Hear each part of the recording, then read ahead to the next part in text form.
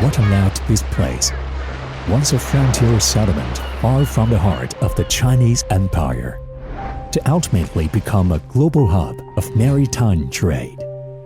Who set in motion the events that allowed such prosperity to persist for 400 years? And who is responsible for preserving and passing down that history throughout the past millennia of history?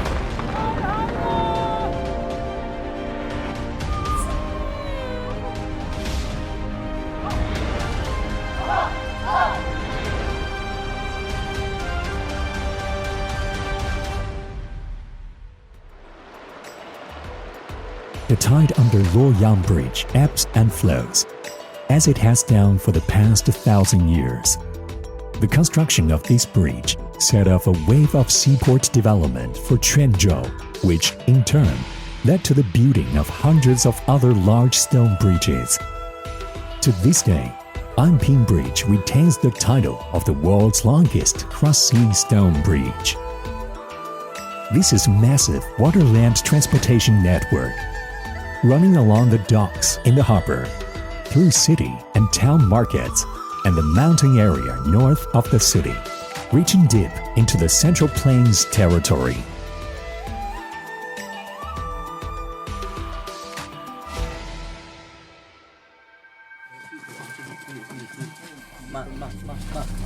Many commodities production sites from the Song Yuan period have been discovered along the ancient roadways. These mining pits and stacks of iron slag suggest that this was a site for large-scale iron wire production. Moreover, there are numerous kiln sites where porcelain was fired for export. All this points to an important conclusion. A global hub of maritime trade required not only transportation infrastructure, but also sufficient commodities. In Song Yuan Quanzhou, a highly integrated territorial system combining production, transportation, and marketing had been put into effect.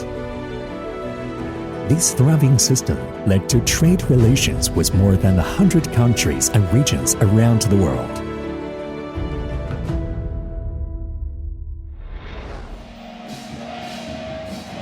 In the city, Tianhou Temple welcomed devout pilgrims every day. Outside the city, each time fishing folk went out to sea, they offered sacrifices to their sea gods. According to scholars, the sea god temples used to be places for maritime merchants to gather, as revering the sea gods was a way for the people to regulate industry.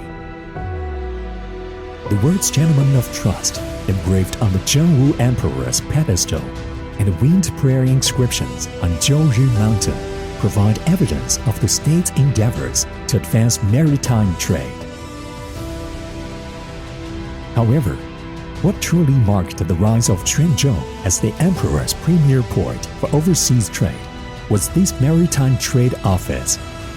Not only did this state administrative agency for maritime trade generate wealth, it also helped the nation, whose civilization was founded in agriculture, to expand its mastery of commercial principles. Through this open portal, participants in maritime trade across Eurasia shared the fruits of commercial and cultural exchange. Traces of the cosmopolitan multicultural communities from that golden era can be found throughout the city.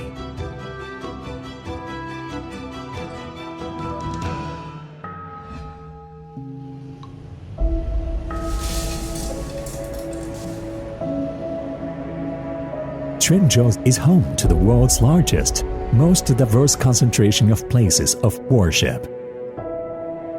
The city and the outskirts were dotted with communities of people from different countries and regions, including imperial clansmen and foreign merchants, forming a social fabric defined by commercialism and the fusion and coexistence of diverse cultures.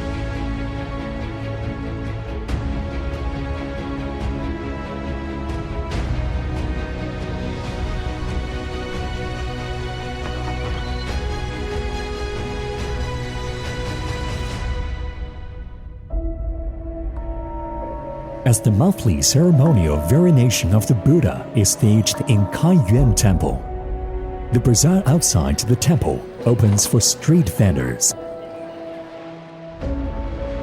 The ancient docks leave behind memories of days past. The stone pagodas along the shoreline still serve as navigation markers guiding mariners home. Back then, long-distance global maritime trade made transnational cross-cultural prosperity a reality. Today, the fascinating city of Quanzhou remains committed to advancing global maritime civilization through inclusivity and accessibility. The exchange and mutual learning between diverse civilizations that began along the ancient Silk Road continue in the new era.